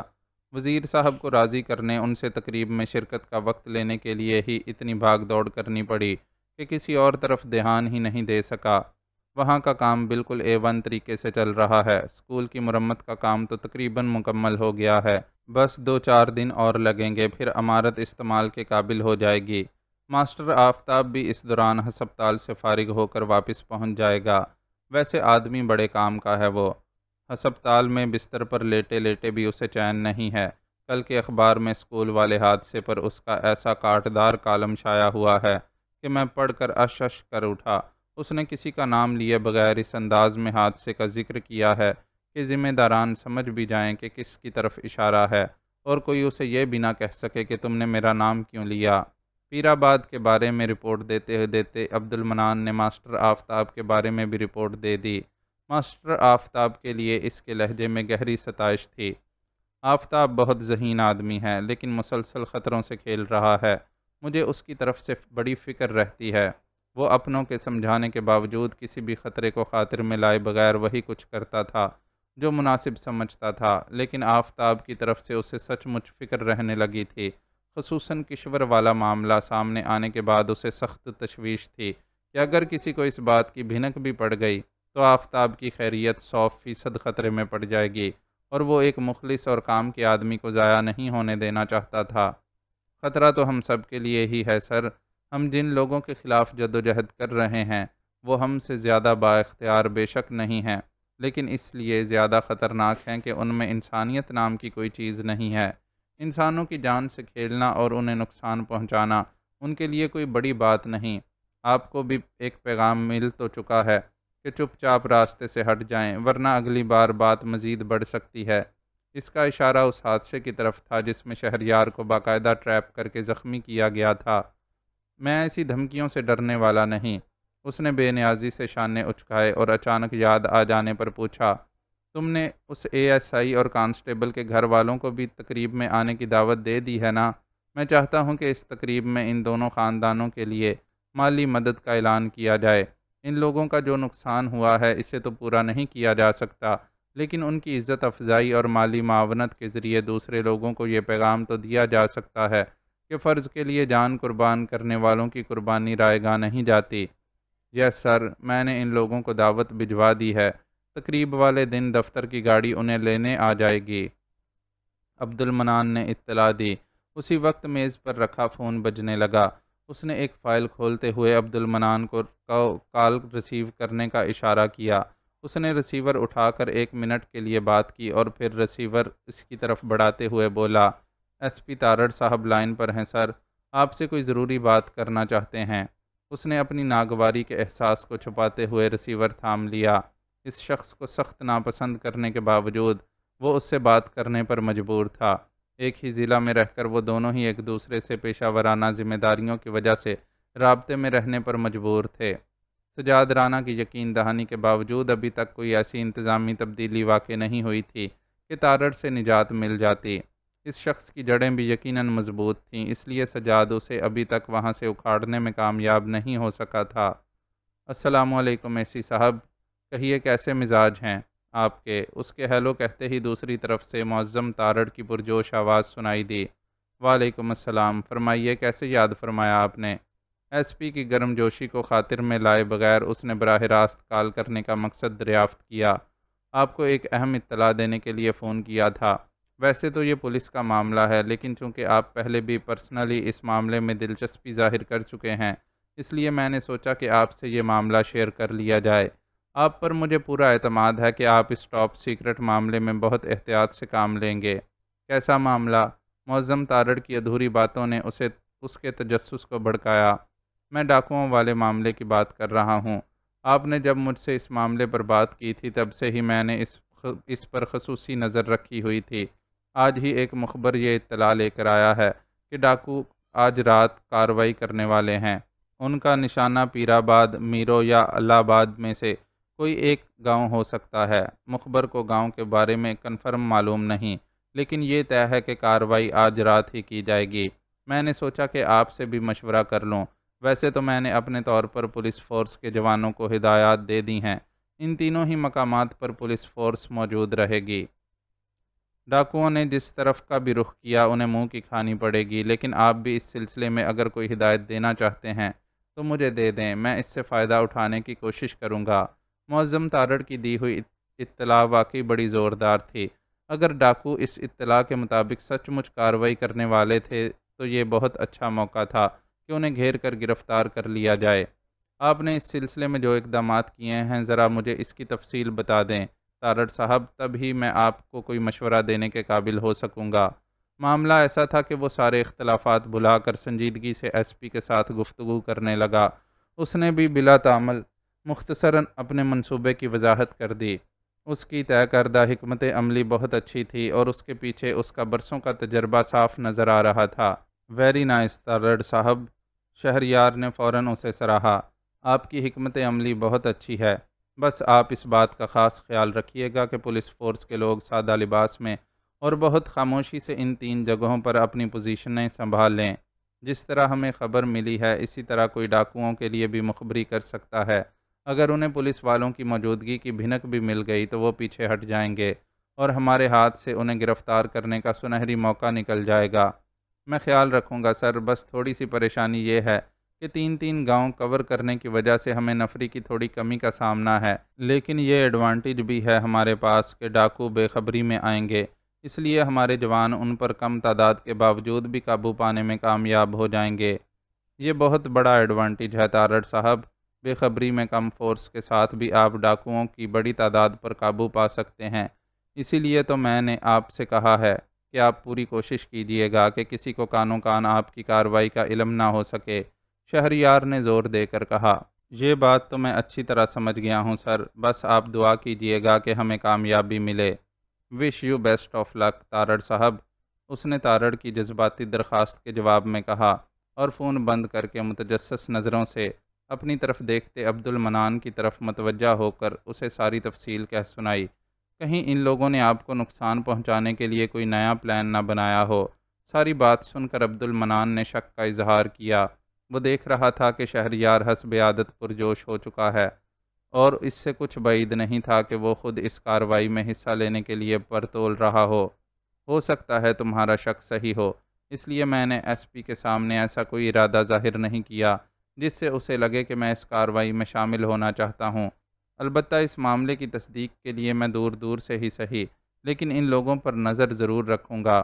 رہی نقصان پہنچنے کی بات تو تم فکر مت کرو، اس بار میں ہوشیار ہوں اور پہلے سے اپنی حفاظت کے لیے ایسے انتظامات کر کے جاؤں گا کہ مجھے نقصان پہنچانے کی خواہش رکھنے والے اپنے ارادوں میں کامیاب نہ ہو سکیں۔ اس کے اس جواب پر عبد المنان ایک گہرا سانس لے کر رہ گیا۔ اسے اندازہ تھا کہ وہ اس جذباتی جوان کو اس کے ارادے سے باز نہیں رکھ سکتا۔ رات دھیرے دھیرے گہری ہوتی جا رہی تھی۔ وہ اپنی گاڑی میں ڈی ایس پی منظور کے ساتھ موجود تھا۔ اس کی گاڑی حسب معمول مشابرم خان ڈرائیو کر رہا تھا۔ اس گاڑی کے پیچھے ایک پولیس جیپ بھی موجود تھی۔ اس نے عین وقت پر اپنا یہ فیصلہ بدل دیا تھا کہ اس مہم میں اپنی انوالومنٹ کو ایس پی تارڑ سے پوشیدہ رکھے گا۔ شام کے وقت خود فون کر کے اس نے ایس پی سے یہ خواہش ظاہر کی تھی کہ وہ اس کے کیے ہوئے انتظامات کا جائزہ لینے 3 گاؤں کا دورہ کرنا چاہتا ہے۔ ایس پی نے اس کی اس خواہش پر کوئی تعارض نہیں کیا تھا، البتہ یہ احساس ضرور دلایا تھا کہ اس کا یہ اقدام خود اس کے لیے خطرناک ثابت ہو سکتا ہے، کیونکہ حالات کا کچھ پتہ نہیں، ڈاکو کسی بھی وقت 3 میں سے کسی بھی گاؤں پر دھاوا بول سکتے تھے اور اگر وہ کسی ایسے گاؤں میں داخل ہو جاتے جہاں وہ موجود ہوتا تو اسے نقصان پہنچنے کا احتمال تھا۔ وہ ایس پی کے اس خدشے کو خاطر میں نہیں لایا تھا اور اپنی خواہش پر قائم رہتے ہوئے علاقہ ڈی ایس پی کو اپنے پاس بھیجنے کے احکامات دے دیے تھے۔ اب ڈی ایس پی اس کے ساتھ تھا اور وہ لوگ پیر آباد اور میرو کا دورہ کر چکے تھے۔ وائرلیس پر ایس پی مسلسل ان لوگوں سے رابطے میں تھا۔ موبائل فونز ہر جگہ کام نہیں کرتے تھے، اس لیے وائرلیس اس موقع پر زیادہ کارآمد تھا۔ وہ لوگ میرو سے نکلے تو ایک بار پھر ایس پی نے ان لوگوں سے رابطہ کر لیا۔ Wireless set D S P Manzoor کے پاس تھا۔ پہلے اس نے ایس پی سے بات کی اور اسے بتایا کہ وہ لوگ میرو سے نکل کر اب الہ آباد کی طرف جانے کا ارادہ رکھتے ہیں۔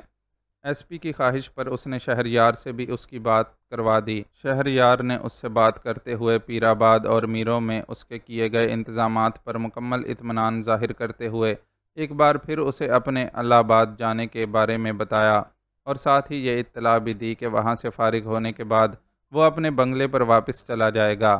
البتہ ایس پی جب چاہے دفتر فون کر کے اس کے پی اے عبد المنان سے رابطہ کر سکتا ہے۔ کسی بھی ہنگامی صورتحال کے پیش نظر عبد المنان آج کی رات دفتر میں ہی گزارنے والا تھا۔ ایس پی نے اس پیشکش پر اس کا شکریہ ادا کیا اور اطمینان دلایا کہ پولیس فورس آرام سے اس معاملے کو ہینڈل کر لے گی۔ اس نے شہریار کو یہ احساس بھی دلایا تھا کہ رات بہت زیادہ ہو گئی ہے اور اب اسے جلد از جلد خطرے کے ان علاقوں سے نکل جانا چاہیے۔ جواباً اس نے ایس پی کو بتایا تھا کہ دور کے دورے کی اصل وجہ کو چھپانے کے لیے اسے دونوں گاؤں میں علاقے کے مسائل سننے پر کچھ وقت صرف کرنا پڑا تھا، اس لیے اندازے سے زیادہ وقت لگ گیا تھا، لیکن اب الہ آباد میں وہ زیادہ وقت لگانے کا ارادہ نہیں رکھتا تھا۔ اس ساری گفتگو کے بعد ایس پی اور ان کے درمیان رابطہ منقطع ہو گیا اور وہ گمبھیر سنجیدگی کے ساتھ مشابرم خان سے بولا، الہ آباد جانے کی کوئی ضرورت نہیں مشابرم خان، گاڑی ضلع سے باہر جانے والی سڑک پر لے لو۔ اس کے ساتھ بیٹھا ڈی ایس پی اس حکم پر چونکا اور سوالیہ نظروں سے اس کی طرف دیکھنے لگا۔ الہ آباد میں پولیس فورس کے لوگ موجود ہیں اور مجھے یقین ہے کہ باقی دونوں جگہوں کی طرح وہاں بھی بہت اچھا انتظام ہوگا۔ اس وقت ہم الہ آباد کے بجائے وہاں جائیں گے جہاں ہماری زیادہ ضرورت ہے۔ تو پھر میں ایس پی صاحب کو پروگرام کی اس تبدیلی کے بارے میں انفارم کر دیتا ہوں۔ انہیں آپ کی سیفٹی کی طرف سے بہت فکر تھی، اس لیے انہوں نے مجھ سے کہا تھا کہ آپ کی ساری موومنٹ سے انہیں باخبر رکھوں۔ ڈی ایس پی نے وائرلیس سیٹ کی طرف ہاتھ بڑھاتے ہوئے کہا، لیکن میں انہیں اپنی موومنٹ سے بے خبر رکھنا چاہتا ہوں۔ اگر آپ میرا ساتھ دیں تو بہت فائدے میں رہیں گے۔ آخر آپ کو بھی تو ایسے کسی کارنامے کی ضرورت ہوگی نا جس کے بعد آپ کا ڈی ایس پی سے ایس پی بننے کا سفر آسان ہو جائے۔ اگر آپ ایس پی صاحب کے احکامات کی تعمیل میں لگے رہے تو آپ کا ریکارڈ ایسے کارناموں سے خالی ہی رہے گا، اس لیے بہتر ہے کہ آپ میری بات مان لیں۔ ڈی ایس پی کا وائرلیس کی طرف بڑھتا ہاتھ تھام کر وہ معنی خیز لہجے میں اس سے بولا، میں آپ کا مطلب نہیں سمجھا سر۔ وہ اس کی بات پر مزید الجھا ہوا نظر آنے لگا۔ مطلب بہت واضح ہے، میں چاہتا ہوں کہ جو ڈرامہ آپ کے ایس پی صاحب نے رچایا ہوا ہے، میں اور آپ اس سے بیوقوف نہ بنیں اور اس جگہ پہنچ جائیں جہاں اصل کھیل کھیلا جا رہا ہے۔ اب تک جو میں آپ کے ساتھ ادھر ادھر گھومنے میں وقت برباد کرتا رہا ہوں، وہ صرف اس لیے تھا کہ مجھے اس ڈرامے میں انوالو کرنے والوں کو یقین آ جائے کہ میں ان کے بنائے ہوئے پلان سے بیوقوف بن گیا ہوں، لیکن یہ سچ نہیں ہے، یہ ان لوگوں کو جلد پتہ چل جائے گا۔ بس اس کے لیے آپ کے تھوڑے سے تعاون کی ضرورت ہے، اور یقین جانیے اس تعاون کے نتیجے میں آپ نقصان میں نہیں رہیں گے۔ وہ دھیرے دھیرے ڈی ایس پی کو سارا پلان سمجھانے لگا۔ آج شام ہی انور نے اسے فون پر اطلاع دی تھی کہ 2 بڑے لوڈرز کے ذریعے لکڑی اور کھالیں باہر بھیجی جا رہی ہیں۔ اپنے دعوے کے مطابق وہ واقعی کارآمد ثابت ہوا تھا اور عین وقت پر ایک اہم اطلاع فراہم کر کے اسے ایس پی کی چال میں پھنسنے سے بچا لیا تھا۔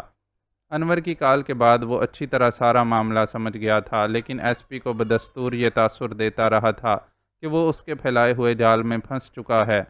اس تاثر کو مضبوط کرنے کے لیے اس نے باقاعدہ پیر آباد اور میروں کا دورہ بھی کر ڈالا تھا، لیکن اب الہ آباد جانے کا قطعی ارادہ نہیں رکھتا تھا۔ اب رات کا وہ حصہ شروع ہو چکا تھا جب اس کا اس مقام پر پہنچنا ضروری تھا جہاں لوڈرز کو روکا جا سکے۔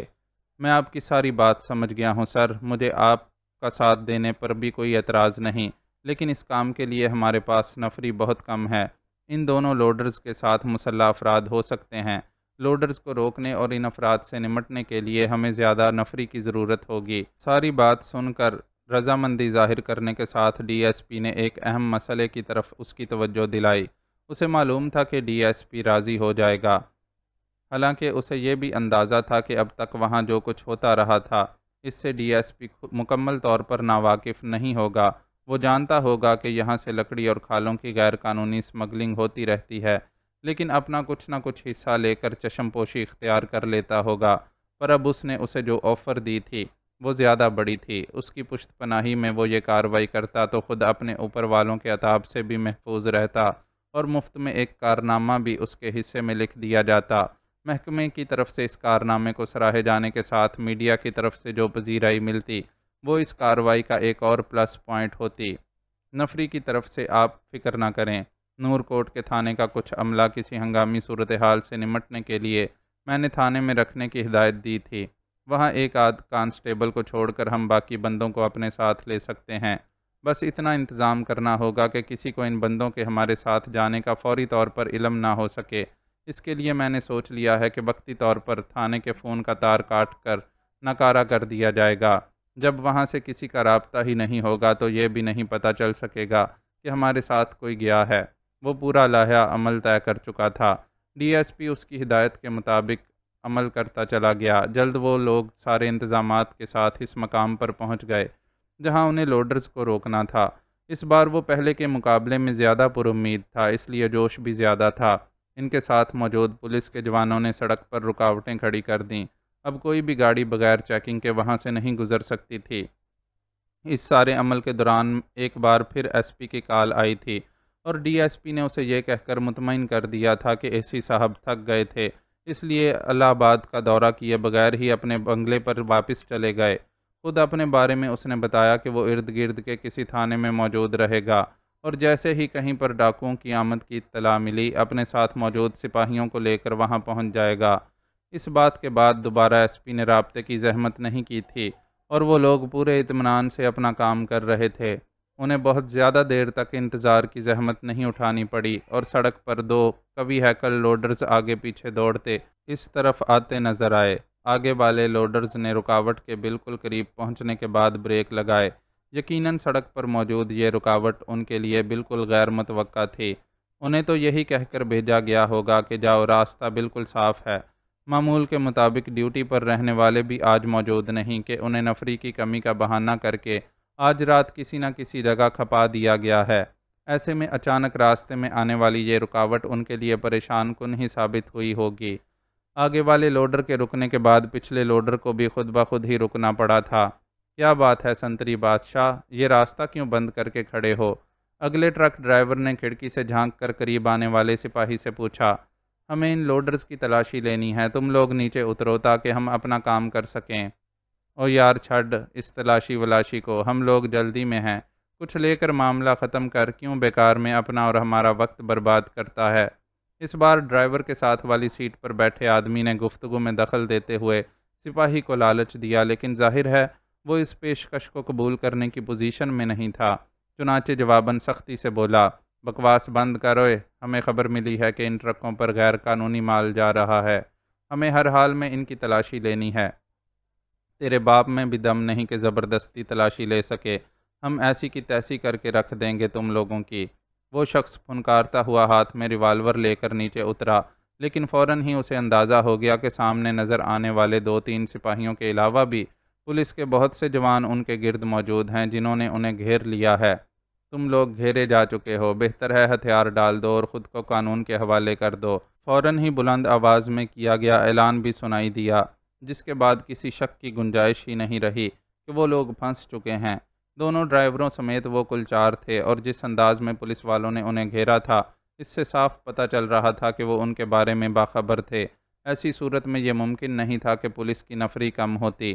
انہیں اپنے پھنس جانے کا شدت سے احساس ہوا، لیکن وہ ہتھیار ڈال کر خود کو پولیس کے حوالے بھی نہیں کر سکتے تھے، اس لیے گھبراہٹ میں فوری طور پر فائر کھول دیا۔ فوراً ہی پولیس کی طرف سے بھی جوابی فائر ہوا، لیکن وہ لوگ بہت محتاط فائرنگ کر رہے تھے۔ شہریار نے اس سلسلے میں خاص ہدایت دی تھی۔ وہ مجرموں کو زندہ گرفتار کرنا چاہتا تھا تاکہ ان کے ذریعے اصل افراد تک پہنچا جا سکے۔ اس احتیاط پسندی نے مجرموں کو موقع دے دیا کہ وہ موقع سے فرار ہونے کی کوشش کریں۔ دو افراد اس کوشش میں کامیاب بھی ہوئے۔ فائر کرتے ہوئے انہوں نے پہلے آہستہ آہستہ سڑک چھوڑی، پھر کچے میں اتر کر اندھیرے کا حصہ بن گئے۔ تیسرے نے بھی اپنے ساتھیوں کی پیروی کرنے کی کوشش کی، لیکن اسے یہ موقع نہیں دیا گیا۔ دو رائفلز سے بیک وقت فائر ہوئے۔ ایک گولی اس کے پیر میں لگی اور دوسری پشت میں گھس گئی۔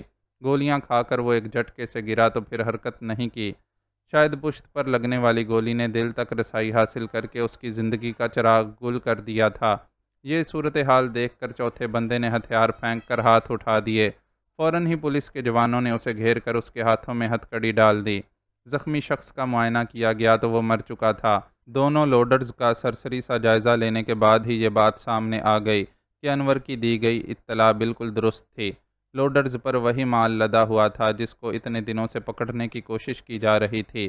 اس کامیابی پر شہریار کا چہرہ جگمگانے لگا۔ ڈی ایس پی منظور بھی بہت خوش تھا۔ اس ساری کارروائی میں اسے بھاگ دوڑ کچھ خاص نہیں کرنا پڑی تھی، لیکن کریڈٹ پورا اسے ہی ملتا۔ شہریار اس پورے کیس میں خود سامنے نہیں آ سکتا تھا، ساری ستائش پولیس کے حصے میں ہی آنی تھی۔ اسے کسی محفوظ جگہ رکھنا، یہ بڑے کام کا بندہ ثابت ہو سکتا ہے۔ اس کی مدد سے ہم اصل مجرموں تک پہنچ سکتے ہیں۔ گرفتار شدہ شخص کی طرف اشارہ کرتے ہوئے اس نے ہدایت دی، جس کے جواب میں ڈی ایس پی نے بڑی فرمانبرداری سے اس بات میں سر ہلا دیا۔ اس وقت وہاں بڑی ہلچل مچی ہوئی تھی۔ گرفتار شخص کو محفوظ مقام پر پہنچانا، مردہ آدمی کے لیے ایمبولینس کا انتظام اور مقامی میڈیا کو پولیس کی اس کارکردگی سے آگاہ کرنے کے مسائل درپیش تھے۔ مختصر نفری کے ساتھ یہ سارے معاملات نمٹانے کی کوشش کی جا رہی تھی۔ مفرور افراد کے پیچھے جانے والے بھی اندھیرے میں ٹامک ٹوئیاں مار کر آ چکے تھے۔ ان لوگوں کے فرار ہو جانے کا اسے افسوس تھا، لیکن جتنی بڑی کامیابی ملی تھی، اس کے مقابلے میں یہ چھوٹا سا نقصان برداشت کیا جا سکتا تھا۔ اس قسم کے آپریشنز میں ایسی چھوٹی موٹی کوتاہیوں کا مارجن رکھنا ہی پڑتا ہے۔ سر، وائرلیس پر کال آ رہی ہے۔ وہ لوگ ابھی ان معاملات کو دیکھ ہی رہے تھے کہ مشابرم خان نے آ کر اطلاع دی۔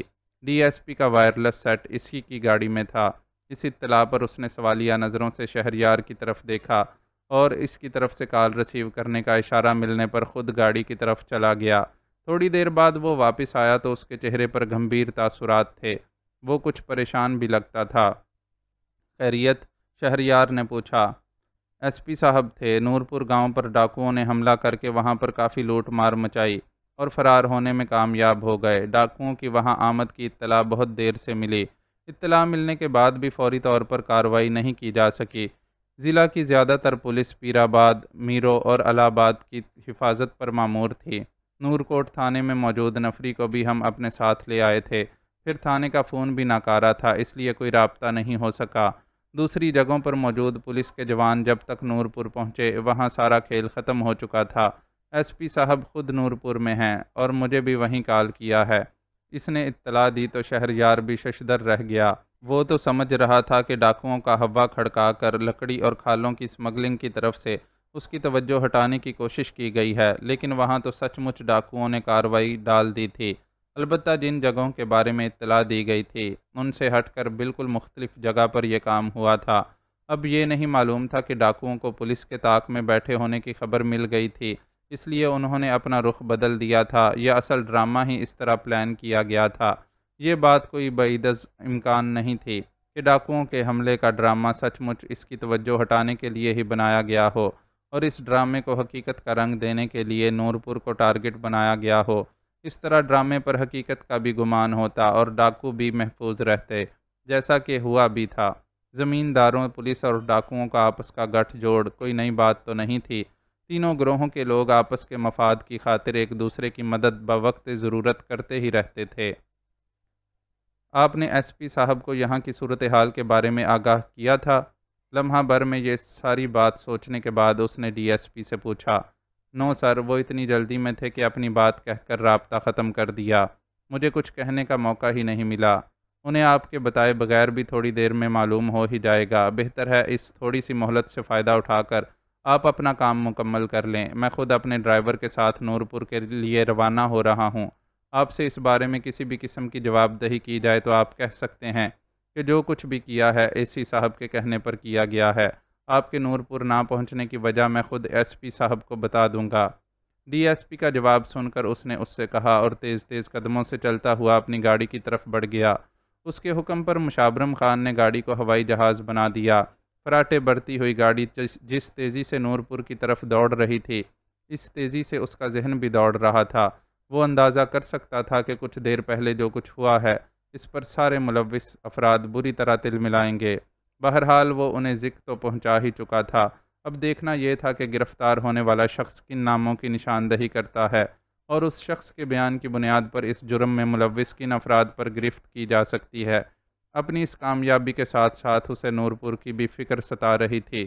اس چھوٹے سے گاؤں میں ڈاکوؤں نے جانے کتنی تباہی مچائی ہوگی۔ غریب دیہاتیوں کو پہنچنے والے نقصان کے خیال نے اس کی اتنی بڑی کامیابی کی خوشی کو ماند کر دیا تھا۔ معزز ناظرین و سامعین، لائک، کمنٹس اور شیئر ضرور کریں۔ شکریہ۔